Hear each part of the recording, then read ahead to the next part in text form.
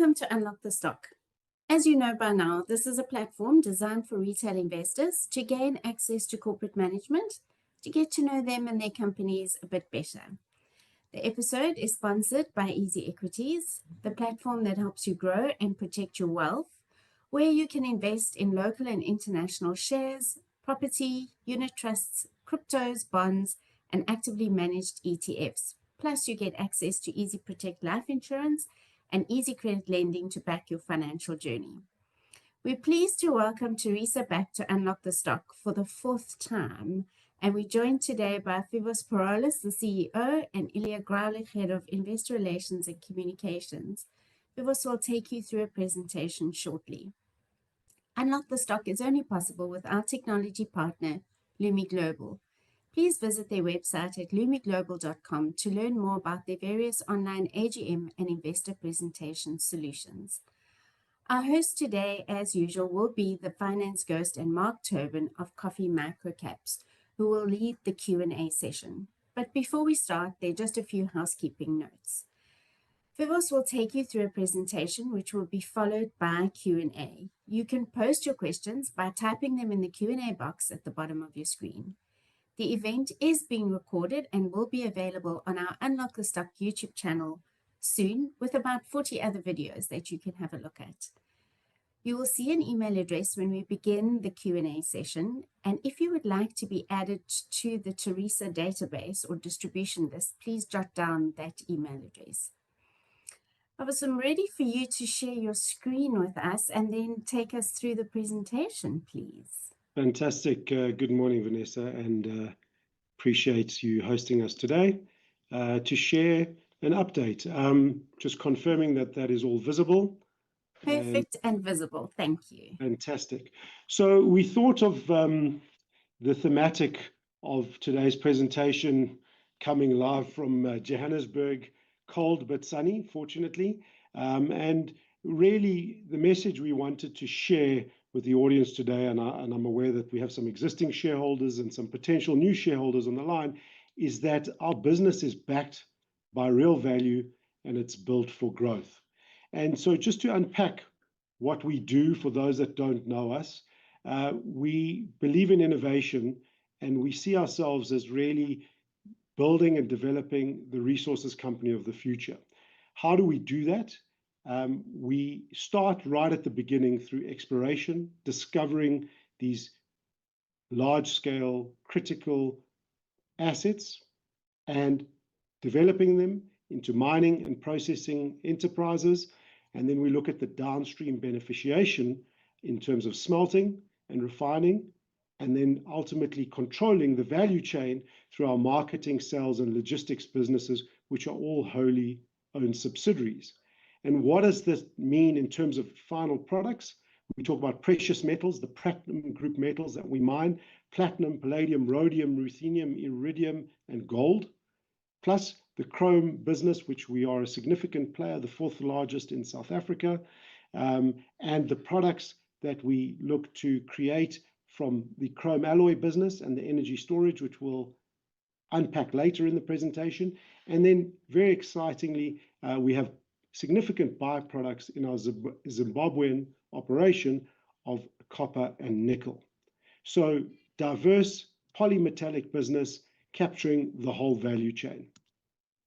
So where are we situated? Our main asset is in the southwestern limb of the Bushveld complex in South Africa, the largest geological formation in the world, containing more than 70% of the world's chrome and platinum resources.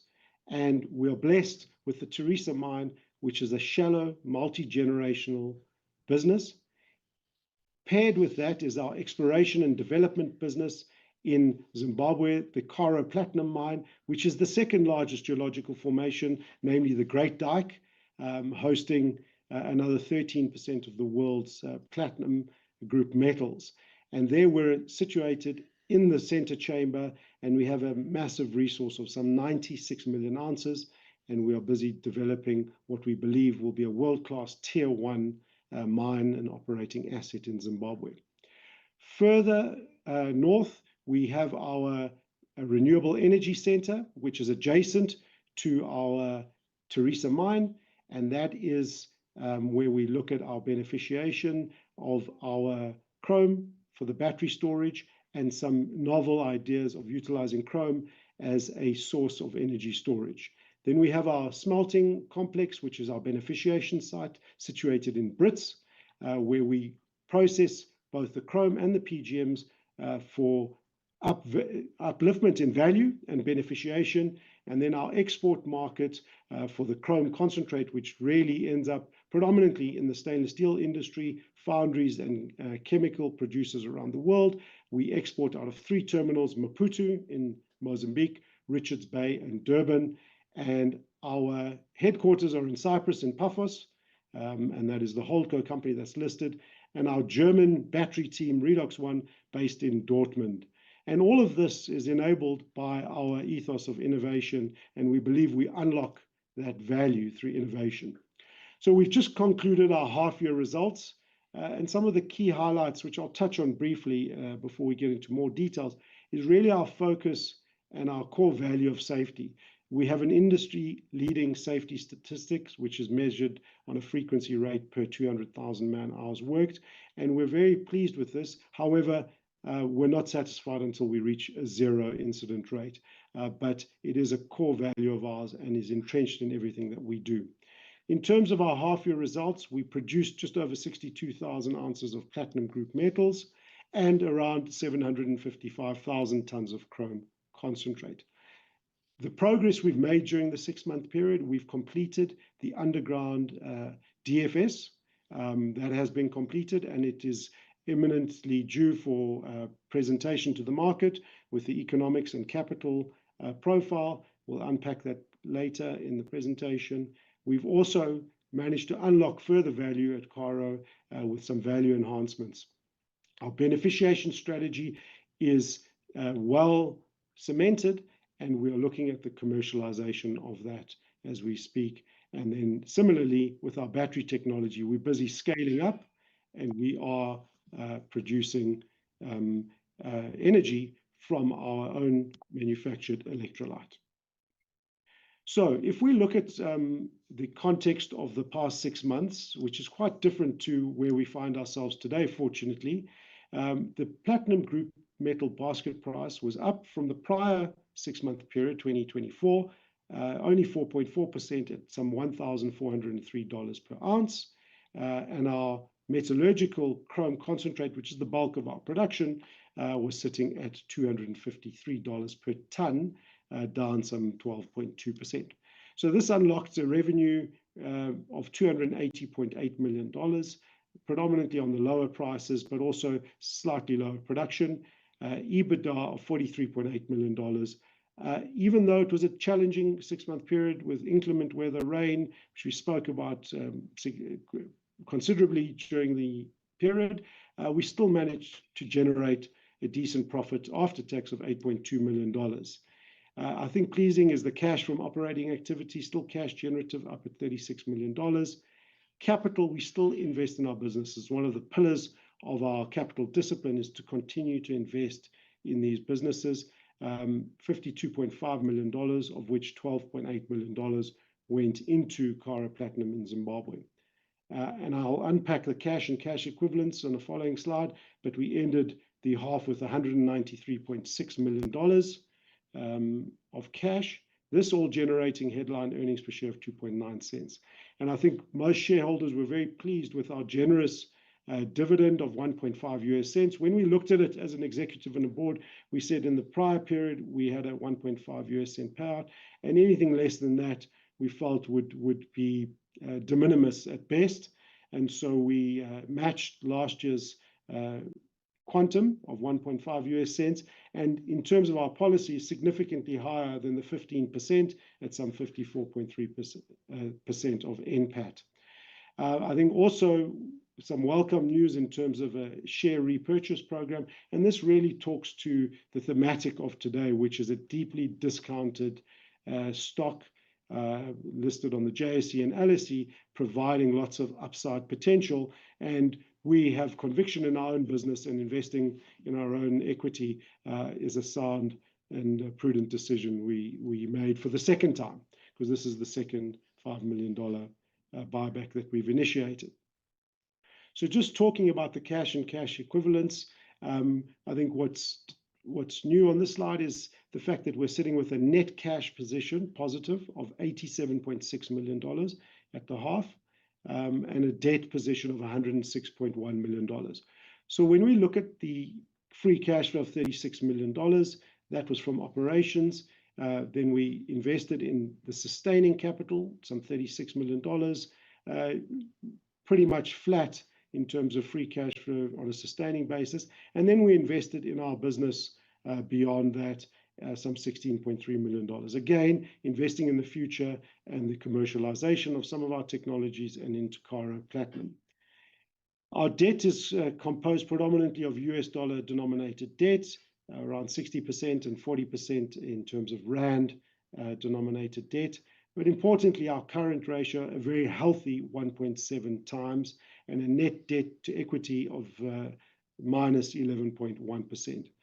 We do have undrawn facilities or access to these facilities, excluding trade finance, of some $89.7 million.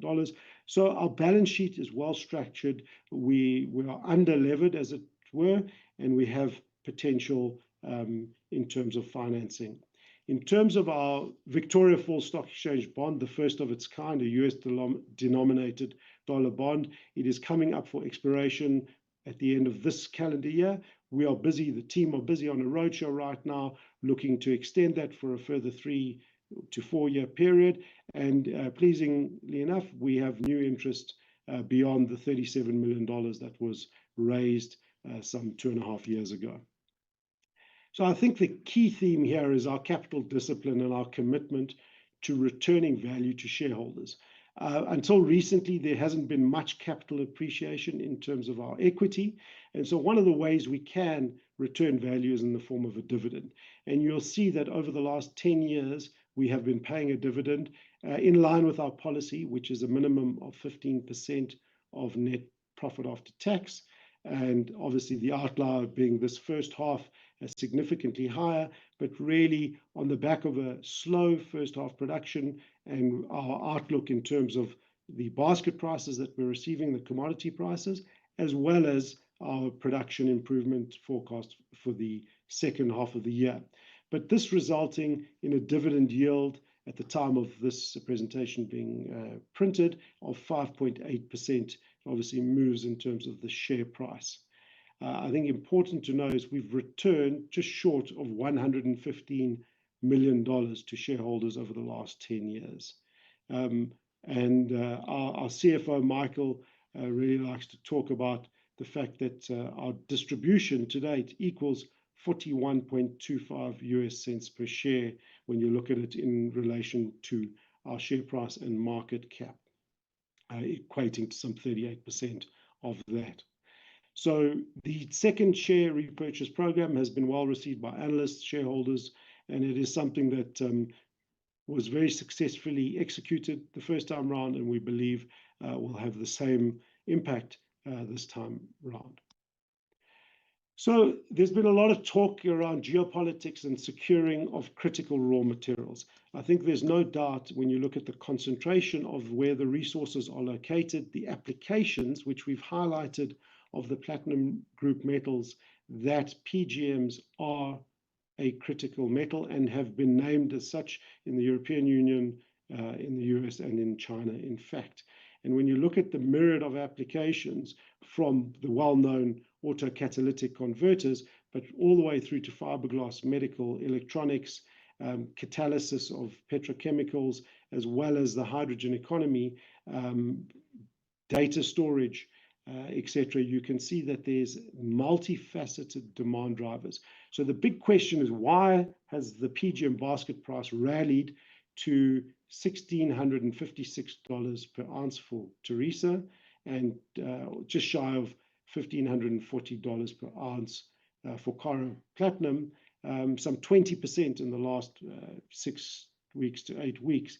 And it's really on the back of the fact that the general consensus around supply side constraints was accepted a year ago, but the conviction in demand was not there. And what has given the market and investors the confidence to believe that the demand is not short-term or medium-term, but it's actually a long-term demand, is the fact that battery electric vehicle penetration has underwhelmed. The pivot from many auto manufacturers away from BEVs to hybrids as the sort of middle ground, but also to making internal combustion engines more efficient and more environmentally friendly with better loadings or higher loadings of platinum group metals. And then the big shift has really been the Chinese demand for jewelry. So if we look at the peak jewelry demand of 3 million ounces for platinum in 2014, we have lost significant market share due to really investment in gold as an investment class in jewelry. And now that gold has rallied to the levels that it has, the next opportunity that the Chinese consumer has identified is platinum. And we've seen platinum jewelry demand in China grow by 50% quarter on quarter, comparable quarter from the prior year, and investment in coins and bars increasing.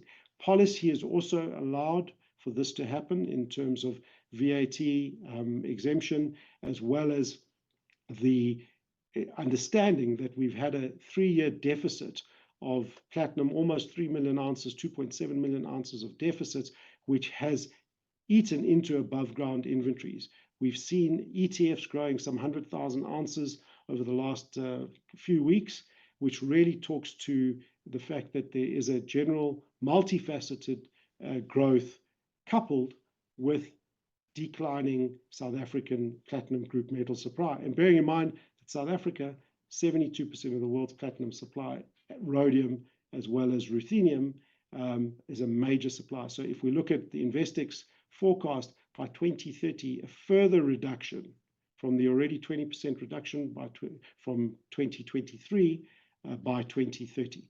So all in all, a balanced market looking into growing deficits with conviction in the demand of the underlying metals.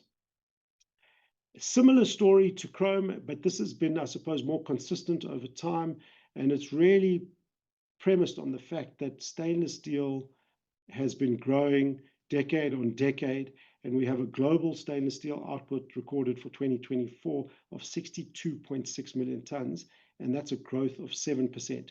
And it's not just China, it's global stainless steel has grown this amount. It's driven predominantly because of the dominance of China and Indonesia in terms of capacity. So in absolute numbers, they are the biggest growth driver. But as percentage, as I say, it's a global phenomenon.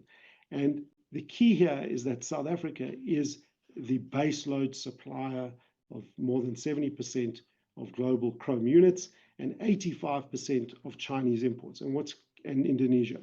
What's key to remember here is that China has no chrome resources of their own to speak of, and so they're wholly dependent on imports. So it's very different to the rare earths that have hit the headlines, as well as other commodities that China has created a dominance over and has a grip over global supply chains. So South Africa is really poised to benefit from this, and we see that in the appreciation of the current spot price at some $290 per ton, current market price. It went above $300. It has retracted a little bit, and we can't ignore the fact that there are ongoing trade tariffs and the impact that may have on final product demand. But again, chrome is no longer just driven by consumer goods, being your washing machines, cutlery, crockery. It's an industrial late cycle commodity. It's utilized in urbanization, industrialization, big projects globally, from electrolysis systems, green hydrogen, to heat pump systems. Has been a huge demand driver for stainless steel. So it is fundamental for a modernization strategy and a global urbanization drive. I think what's very exciting for us is our Redox One technology and the potential of the future market of energy storage. Now, this is across all platforms, and we always say that we don't need to be the best or the biggest or the only technology adopted, but we need to be one of the technologies, because the market is massive at some $3 trillion projection by 2040. So there's an abundance of renewable energy, as we know, globally, but one of the challenges is storage and grid scale storage. And we're talking about 10 to 100 megawatt up to gigawatt scale storage. And this is where the Redox One technology can play a fundamental role. But just coming back to the growth demand drivers of stainless steel. So if we base future growth conservatively at 3.5% of compounded annual growth rate per annum, that means that an additional 1.8 million tons of chrome concentrates are required to meet those chrome unit requirements for stainless steel. So that is a new Tharisa mine that needs to be built every year to meet this forecast growth rate. So we find ourselves in a very tight or balanced market with potential deficits, physical deficits, creeping into the demand-supply balance. So just changing tack for a moment, talk about our investment in research and development, technology and innovation. It's something that a company of our size historically has shied away from and has really just focused on mining and selling their commodities at the mine gate. But as a culture and as a philosophy, we've always said we need to capture the full value of the value stream as from downstream to upstream.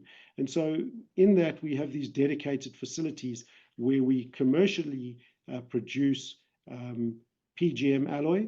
Currently, it's a small 1 megawatt furnace we've been running for a number of years. We sell that alloy successfully. And the next step is to commercialize our PGM refining of that alloy. And we're busy, as we speak now, constructing our first commercial reactor, which we believe, hopefully by the end of this calendar year, will see us producing 4 nines purity precious metals. So very exciting and quite unique for a company of our size and production scale to get to the final metal of platinum group metals.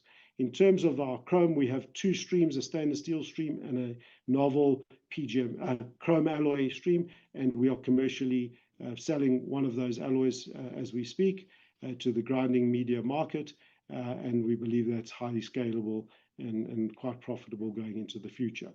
We work with various universities, but we do have a facility at one of the universities in the Northwest, and where we pilot scale and do desktop studies before we move them into these 2 facilities, either the Renewable Energy Center or the beneficiation site. And in terms of the energy center, this is adjacent to the mine, and this is where we are scaling up the battery storage solution, the electrolyte, the manufacturing of the chrome and the iron that we utilize in the Redox One battery, which brings us to this slide where you can see our pilot phase was a 40 kilowatt hour battery. Operational today, we've run many hundreds of cycles charging and discharging that battery. We have just recently commissioned the 200 kilowatt unit at the same facility, and we have one in Germany which is operating concurrently to get the data in terms of performance, efficiency and optimization.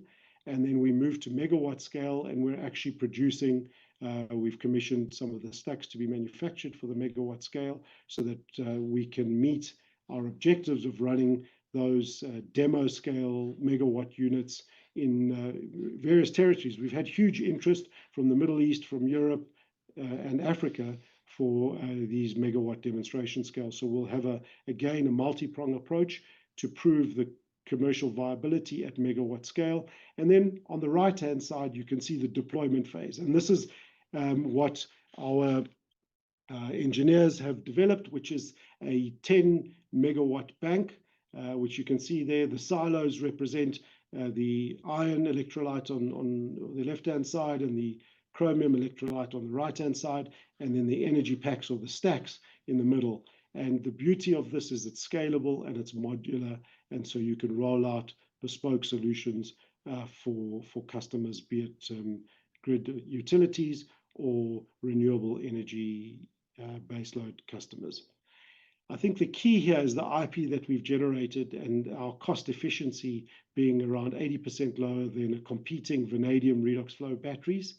And that's the fact that we take the cheapest form of the metals, which is the chrome concentrate, and we produce the electrolyte from our own manufactured or processed chrome concentrates into the iron and the chrome, which is very unique, as well as some of the nuances around the battery technology and rebalancing of the systems.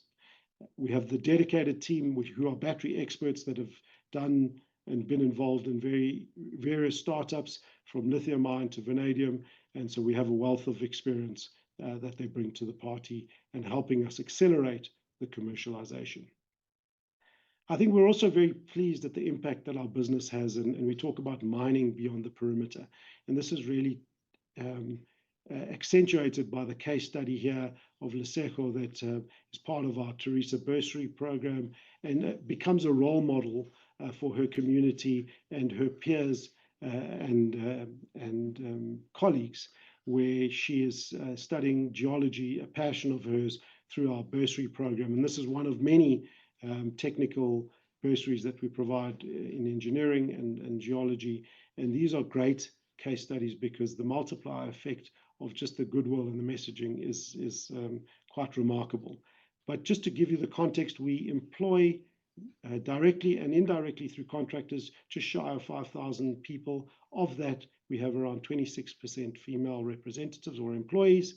And if you look at the amount of money we've spent on BE, HDP, women, and supply side procurement, it's some $323.8 million. And this is our year-end numbers for financial year 2024. We will report on this again in September for 25. We've spent $1.8 million on CSI initiatives and social and labor projects. As well, beyond that, we've spent on local host community suppliers some $3.2 million. Importantly, we've become a hub for employment, for adult education, for skills training, and with that, 43% of our employees come from the host communities. So this is a great image here of our Karo Platinum project, and it really shows the extent. This is about 5 football fields in scale. You can see the national road that comes from Salou, a fully tarred road. Takes about 1 hour and 30 minutes on a fully tarred road from Harare Airport to get to site. So we're well serviced from an infrastructure point of view. But this is the footprint of our concentrator plant, where a huge amount of concrete work has been deployed. We're complete with all the earthworks and around 90% complete on our civils. And we have most of our equipment procured and sitting in bonded warehouse and scheduled to move up during the course of this calendar year. So what does Karo Phase 1 look like? First of all, we mentioned it is a large-scale Tier 1 asset, 96 million ounces, 25,000 hectares on the Great Dyke. Our first phase is a 10-year open pit life with an annual production forecast at some 220,000 ounces of platinum group metals, so more than doubling the Tharisa output. With that, we get some nice byproduct credits of 2,200 tons of copper and 2,500 tons of nickel. It does come with a hefty investment tag of some $511 million. That includes working capital. And this really talks to the fact that we are building a project for the future. We're not building it just for Phase 1. And we'll talk about the value accretive opportunities which unlock multi-generational operations. And so the infrastructure, the power, the water, the roadways, internal roadways, plus the footprint that we create are designed beyond the 10 years. And so it comes with a heavy upfront capital intensity, but unlocks that long life opportunity and phased underground approach.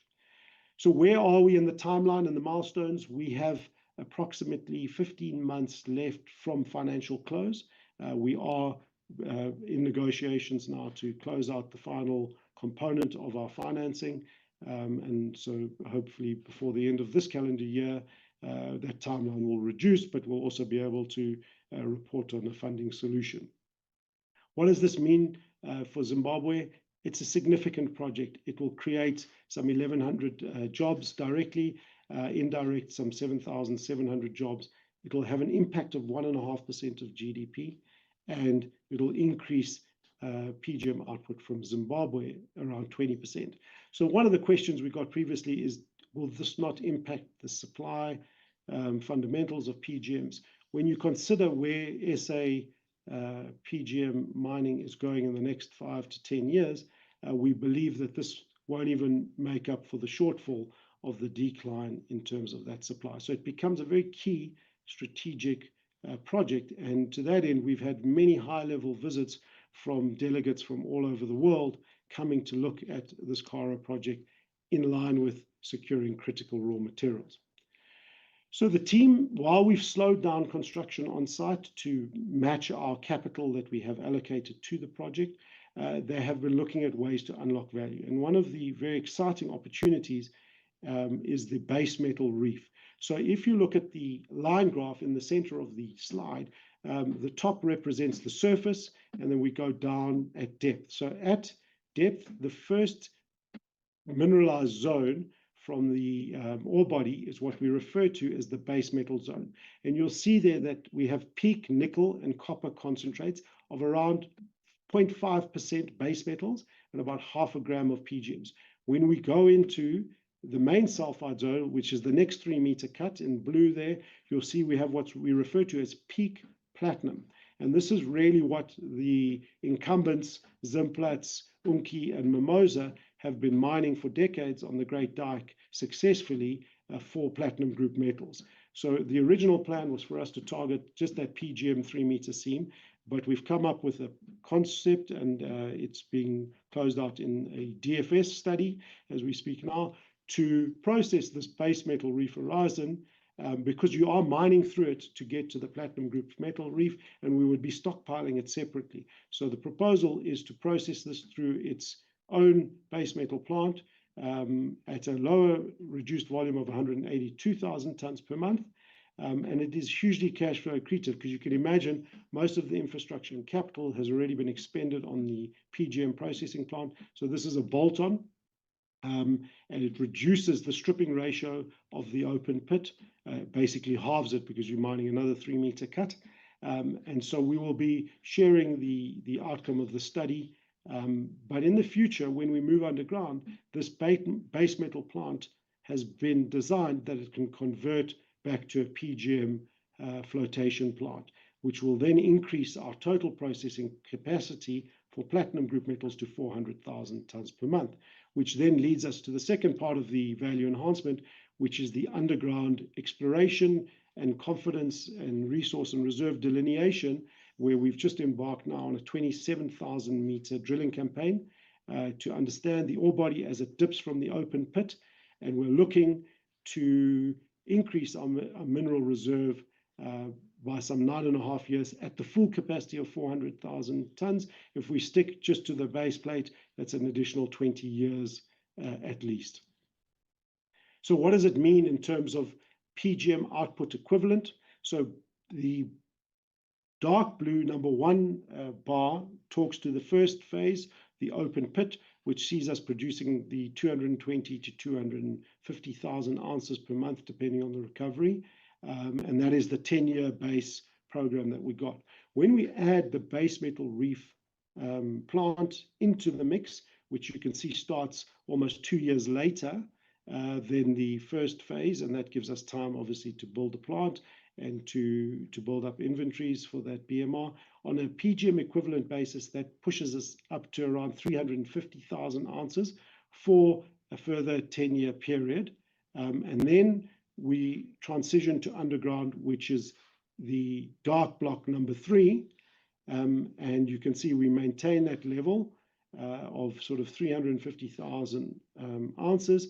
And then once we convert the BMR plant, if we erect it, we will then have the ability to get to some 450,000 ounces of PGMs, making us the second largest producer in Zimbabwe. So when we look at these projects, we don't just look at them in a phase 1, but we look at the life of the resource and unlocking that value. So very exciting from an equity and an investor point of view when we look at the potential of the Kara Platinum project.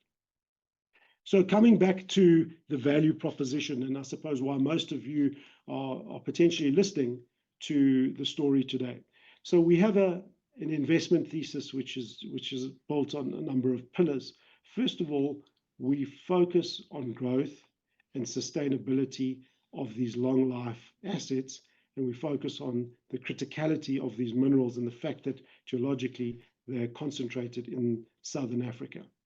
We maintain our capital discipline of being a dividend payer, and we are exposed to the cyclicality of the commodity cycles. And one of the benefits of being a co-producer of platinum group metals and chrome is that there's almost been a counter-cyclicality where if PGMs have been soft, chrome has really supported the business and vice versa. We're pleased that we're in a period now where both baskets are doing extremely well and are poised to do well on the back of scarcity and demand growth outlook for both of our products. We look at our downstream opportunities and the strategic nature of the value that can unlock the new markets and the role we can play in those spaces. And this is underpinned by key resources. And this at the Tharisa mine means a 60-year mine as we transition to underground, at least some 39 million ounces of PGMs and 165.6 million tons of contained chrome in our resource base. Karo, we mentioned phase 1, 12 million ounces and a resource of 96 million ounces. So very key to have security over these long life assets. And then beneficiation we've spoken about, and it really opens up new markets and opportunities for us. So when we look at our equity story or our share, we firmly believe that this is a deep value discounted investment opportunity. For those of you that are shareholders, you would have seen our price rally, really is the word I can use, over the last month, just shy of 40% on the back of positive PGM outlook and that 20% increase in PGM prices. But the good news, and what I need to share with you, is that we're still deeply undervalued, and we can share this with Berenberg's analysis here, and I've highlighted for convenience sake because I'm not sure how clear it is, our EV over EBITDA multiple for 2025 and 2026, trading at 1.7 times. If we look at the London mid-cap mining peers, they trade at 4.8 times, and we look at our PGM peers, trade at 6.4 times earnings or EV over EBITDA. So still relatively deeply undervalued. If we jump to the top right-hand side, which is our PGM peers, and we look at a price to earnings multiple of 7.1, obviously that's gone up with our share price over the last few days and weeks, but we look at our peers trading at a 24.8 times multiple on average and a median of 24. So there's still some huge upside potential in terms of value recognition on a comparable basis. Then what's very interesting in terms of understanding the underlying commodities, because relative to the commodities that you mine, Investec have outlined mining companies, and you can see on the far left-hand side, relative to the gold price, Pan-African is trading at a 63% premium to the performance of gold, their equity stock. And you can then analyze it all the way down. And what this shows us here is that Tharisa is still trading at an 8% discount to the relative commodity basket price appreciation. Again, reinforcing the deep value opportunity. So when we look at our business and we take a sum of the parts approach and we value our business on cash flows and value generation, we look at the fact that there's a disconnect between the de-risked value, the flagship cash generative business of the Tharisa mine, and all the attributes that it brings, open pit, low cost, mechanized mining, low labor intensity, and the potential upside of the de-risked Karo project. Almost $160 million has been invested to date in Karo, and we're nearing the end of that development timeline, plus all the initiatives around beneficiation and downstream commercialization, which we know the market and analysts are not ascribing value to yet, and the fact that we are disciplined in terms of our capital, investing in ourselves, in our business, and providing dividends and buybacks. So we come up with the thesis that we're too cheap to ignore. So if we look at it on an NAV basis, net asset value, and we've taken Berenberg, one of our UK analysts, and their latest publication came out earlier this week, we look at their assumption, so fairly conservative PGM basket price compared to the $1,600, chrome price at $248, compared to $290, and we look at the evaluation of our business on those metrics, you'll see that they've given us a value for our operations, that's Caro and Tharisa, of $815 million, working capital $69 million, net cash they've assumed $111 million, gives you an NAV of $995 million for our business, an NAV per share of $3.35.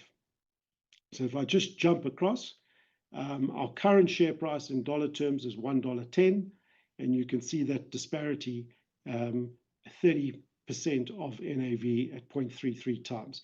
So again, I think the disconnect is apparent, and hopefully we're at the beginning of a re-rating cycle where there is recognition for the value that our business provides. So just concluding, and I'm going to open up for questions shortly, our ethos, or our benevolent statement as we refer to it, is enriching lives through innovating the resources company of the future. And we're extremely proud of the fact that we have an impact on all stakeholders, positive contribution to society and the economies that we operate in, and sustainable creator of jobs going into the future. And we've been operating for 16 years. We've been cash generative for 11 years, profitable for 10 years. As mentioned, we've returned $115 million to shareholder. But I think what's key is we've invested in ourselves, in our business, in our people, to the tune of $832 million to date. And we believe that there's due recognition for the achievements we've made, and the fundamentals of the critical metals that we operate in. So with that, I'd like to thank you all for your time and attention this afternoon, and hand over to the moderators for Q&A. Thanks, Mark and the Finance Ghost. Thank you. So I'm jumping straight in so we can get through maximum questions in this time. I must commend you. That was a really well-delivered presentation. I thoroughly enjoyed it and learned a lot. So thank you for that. Based on the questions in my DMs, it wasn't just me who felt that way. So well done. Unsurprisingly, a lot of the questions relate to Zimbabwe. So I think we should dive straight in, because that's where the meat of this thing really is. Sure. I'm going to pose a couple of them to you, and you can kind of just talk to them as you will. So one is just around power supply in Zims, the potentially unreliable electricity supply. I remember when we had that in South Africa. Gone are those days, thankfully. How do you think about power supply in Zims and just broader infrastructure, perhaps? So there's one question there. Then there's one around Zim country risk, which I think is in some ways related, but obviously a nuanced point, because it's around the typical African government change of regulations. Things can happen quickly to extract value. So maybe to the extent you can talk about that. And then last question, and then I'll leave that alone and hand over to Mark once you're done with them, is just to the extent you can talk about where the Zim business would be on the cost curve, where you think it might land from an all-in sustaining cost perspective. So cost curve, I suppose Zim country risk, and then power supply, all very Zim focused. Perfect, and great questions. Thank you. So when we look at our power supply, one of the key agreements we signed as early as 2018 was securing 30 megawatts of power from the Selous substation. What's key here is the Selous substation is the national key point, and it provides electricity to all the PGM smelters as well as the ferrochrome smelters. So it does not get load shed. As those of you who have been to Harare know that there's sort of unprecedented load shedding. There's 16 hours a day issues, particularly with the droughts last year. Fortunately, the hydro stations are functioning much better now, so that's minimized. So we secured that dedicated capacity of 30 megawatts for our phase 1 operations, and part of the infrastructure is running the power line from that Selous station to our substation on site, some 30 kilometers, and that's part of the work that we'll be doing over the next 6 to 9 months. So I believe we are covered in terms of power supply, and importantly, that substation gets regional power from South Africa, Mozambique, and Zambia, and is not only reliant on Zim generated power. And so we sign a energy user agreement for the region, or the SADC region, for that power supply, which is in hand. So similarly for water, We are upgrading the Chirandazi Dam, which is a fairly significant dam, but we're upgrading it, and part of the provision there is that we provide water for the farming communities through the upgrade for the agricultural initiatives. And that is also part of the infrastructure projects that have commenced and are ongoing as we speak. In terms of our operations, before I go to the sort of top view of Zim country risk, we are poised to be a low-cost producer on the cost curve, with an all-in sustaining cost estimated at some $800 per ounce, bearing in mind that we'll be selling a concentrate for the first few years, so we don't get the full $1,540 price that you saw. You could estimate it around 80% across the basket. So, a healthy operating margin, which really supports the investment case, and a lot more interest in our business recently, and the output of those PGM ounces. A year ago, it was a tough conversation to have. Today, people are approaching us and wanting to engage around Zimbabwe specifically, and the PGM potential, because we're so far advanced and we have de-risked the project. So coming to the third question around the country risk, it really has become less of an issue, and I put this into the context of sourcing critical minerals. If you consider that the US is signing deals in Ukraine, in a war zone with China, Zimbabwe country risk looks relatively tame by comparison. And so we had high-level delegations from the EU, from the US, and from the Middle East come visit us, as I mentioned or alluded to earlier, specifically to look at securing these critical minerals. And you would have noticed that the UK minister was in Zimbabwe yesterday looking to build trade relations with Zimbabwe. It's the first time a UK minister has met the president in 7 years. So initiatives around the IMF looking at programs to ease the debt burden that Zim has are all boding well in terms of macroeconomic support for the Zimbabwean economy, which functionally has been a challenge for any investor and new business looking at Zimbabwe as a jurisdiction. I think where we take comfort and took comfort over the last 7 years is the fact that the Zim government itself is a shareholder in this business, with 15% shareholding at the Karo Platinum level. So they have a vested interest in the success of this business. The social impact, as we've heard, in terms of jobs and contribution to the fiscus, are meaningful and significant. And so we've had great support from the various ministries and the governments in Zimbabwe, albeit maybe slow, but very supportive, and an open door policy.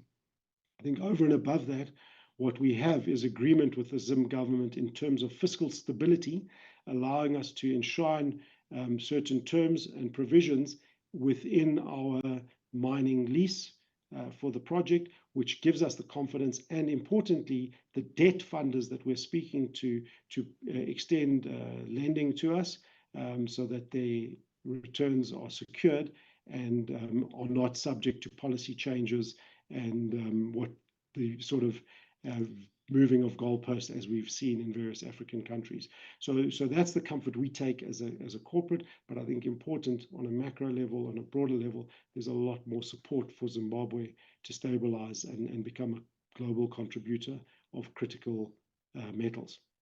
Mark, over to you. Thanks, Phoevos. And yeah, I was going to go with one question, but I think I'll go with a different one here that's come in from the audience, just around, obviously we've seen a big kick up in, prices in the last month to 6 weeks. And the question is around, how do you manage that volatility? And maybe if we can broaden it out, hedging, not hedging, that's one of the things that's, been talked about, especially in the gold market, is, people not really participating in it because they've hedged out, 12 months ago or 18 months ago. So maybe just a touch on that volatility question and how you navigate it. And then one thing I just want to point out to people is the basket price that Phoevos is referring to. you guys, I think it's weekly, Fivas, is that you update that and it goes on the Tharisa website. So if people want to keep track of it, it's actually an excellent piece of how you can keep track of like all of the various constituents of the basket and what the overall basket price is for Tharisa. So for people who want to kind of monitor it more closely, I would point them to the investor section of the Tharisa website for, especially in these kind of times where there's, big peaks and troughs, and how it actually flows in on a week-to-week basis. Yeah, thanks, Mark, for that question. So the answer for a low price environment and a high price environment is the same, and the strategy is the same. You need to maintain your cost competitiveness, right? So being a low cost producer is really our mantra and what we focus on. So in a tough environment, you ensure that you maintain profitability and sustainability, and in a volatile or high price environment, you capture the margin. And we've seen, as you rightfully say, companies that have hedged gold at $2,000 and miss out on a $3,300 boom cycle. And shareholders, I think rightfully so, should be aggrieved with that. So we have a very conservative hedging policy. Firstly, we lock in exchange rate on contracts. So when we secure our chrome contracts with our end users, we lock in the margin at that point in time, and that happens on a frequent contract by contract basis. We do have limited platinum and palladium hedges, which were conditions of some of the project finance and corporate finance facilities that we have available to us. So the banks often want to provide these services to you, and in some instances they've worked well. And bearing in mind, these are short dated, so they either 3 months or 6 months. So you're never completely out of the market. You may benefit from a downward cycle by capturing sort of high prices, but on an upward moving market, you'll most probably miss out on a quarter. Again, very small quantities of our platinum and palladium are hedged along those lines. So it's a debate that we've had numerous times around hedging and whether there's a good time or not. When rhodium was at $25,000 an ounce, we looked at hedging rhodium, and unfortunately, we could not get any counterparty to participate in that hedge. I think we would have looked like heroes for about 6 months, but yeah, so we believe in exposure to the market and the fundamentals really, and an investor investing in our company will have exposure to the underlying commodities and the volatility and opportunity that presents. Thank you. Got some other really good stuff in my DMs, but I think there's one other topic that I just want to broadly make sure we cover in the time we have, and that's just around cost of capital. You mentioned you've been on a debt roadshow. Sounds like it's been well received, potential to upsize that bond, etc. I'm just curious how you've found the cost of capital market to have moved and developed in the last year or two. I mean, geopolitically, it's been a very interesting world we've been in. What does that mean for how investors are responding to you in terms of specifically cost of debt, willingness to lend, etc.? Sure. So if we just unpack the bond as a current example, the coupon rate for the initial offering was 9.5% in dollar terms. And that was over a 3-year period, as I said, expiring in December. So we're on the roadshow now, and it's within that range that we're looking to extend and hopefully increase the issuance of that bond. There are constraints in Zimbabwe for certain of the investors there that may look for a higher coupon, and certainly it's something that we need to balance, whether there is an increased coupon on that. In terms of your traditional debt, it's a competitive process, so it's based on a SOFR rate plus a margin, and because we, I think, have a stable track record and we have gone to the debt capital markets numerous times, those rates are fairly competitive and in line with what you would see published in terms of interest rates for corporates. So I think appetite is improving, particularly around the current outlook for PGMs. And we have the facilities that we are finalizing for Zim are export credit finance out of South Africa with 2 South African banks, plus a DFI, African DFI bank. And those have been ongoing. They're completing their technical due diligence now. We have agreed term sheets and so forth. So those rates are pretty competitive without disclosing them because they're not public just yet. Phoebus, I just want to talk about you know, returns to shareholders, and you touched on it in your presentation, that long-term dividend chart. I know the buyback is put in place. I don't know if that's mute now given the rally in the share price, but if we just talk about dividends for a second and leave out the buyback, because you know, they're quite important to retail shareholders. Does the 15% still stay in place once Caro is like fully operational? You know, it's kind of 15% of a bigger cake, or is there scope to, you know, relook at that 15% given, you know, there isn't a big capex pipeline that, you know, that's kind of staring you in the face, you know, after obviously there's still going to be ongoing capex and the like, but, you know, would you see a scope for the board looking at increasing that to, you know, 25% or 30% or whatever the number might be? Yeah, so it's certainly something that we've raised at the board level, and it's been raised by numerous shareholders. And I'm glad you put the caveat in that, you know, once Caro's up and running and cash generative. So certainly there is scope and appetite to look at that policy and increase it. It's been static for 10 years, so it is due a review. And whether we stick to NPAT, we like it because it's post, you know, all expenses, and it's a progressive dividend, which can be dangerous, especially with a growth company. So yes, there is scope certainly to consider upsizing the ratio for our dividend payout. Yeah, they just asked BHP about increasing dividends. I'm sure they'll give you a good case study on it. Correct, absolutely. Yeah. Something I just want to try and squeeze in. So there was an interesting question that I received around the capacity to supply into new markets. And I guess for people who haven't necessarily worked in the mining industry, you know, we see there's a price of platinum, and there are people who produce the stuff and there are people who want it, but there's a whole lot of stuff that has to happen in the middle. Do you tend to contract directly with the end user? Does it go to like a central buying, commodity trading type individual, you know, and then how does that... It's just interesting to see the comments around how demand changes so quickly. You referenced the jewelry demand in China. I mean, that was incredibly interesting. The stainless steel stuff, etc. Maybe just a minute or two on how that process actually plays out and when new markets come on stream. Yeah, so I think the industry has collaborated well. We've got the World Platinum Investment Council, the Jewelry Council, as well as the International Platinum Association. And these are all lobby groups that look to promote the use and demand for platinum. And with varying degrees of success over the years, they have managed to stimulate demand. But ultimately, it's the economic growth and the application of the commodities that stimulate demand. But to your earlier question about whether we are front-facing, we sell our concentrate, the mined product, to Northern Platinum and Sibanye Platinum, where they refine and concentrate that metal, and then they sell to a broad variety of end users, from car makers to traders to glass manufacturers to pharmaceutical industries.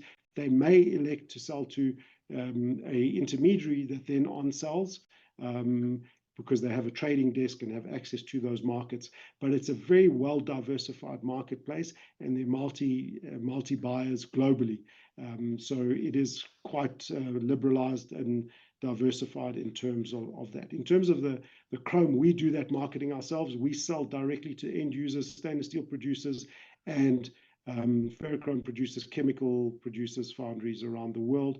And that gives us a lot of market intelligence and gives us insight in terms of these growth dynamics, sentiment, and opportunities in that space. And that's one of the reasons why we want to get to final metal production at the Tharisa mine and eventually at Karo, so that we can be front-facing with the metals that we mine and market them appropriately and actively to end users, obviously looking to capture additional margin where possible. Obviously, these are index commodities and reference from published prices, but certainly it gives you diversification of customer base, which is key for us. And gets us down the maturity curve in terms of our marketing. I hope that answers the question. Yeah, it's great. It's great. I think we're out of time, sadly. Sorry. Go, Vanessa, go for it. Sure, this was really an interesting discussion again, as always. So Thank you to everyone who chose to spend time with us today in this session, and a special thank you to Vivos and also to Ilya for making time again to support this retail platform for the investors. We hope that you've enjoyed the event. It will be on our Unlock the Stock YouTube channel next week, and we encourage you to subscribe if you want to know about all the videos that we're putting onto the channel. Our next session is on Thursday, the 26th of June, and that will feature another returning company to Unlock the Stock, which is real estate investment company Attack. That is all from my side. Goodbye.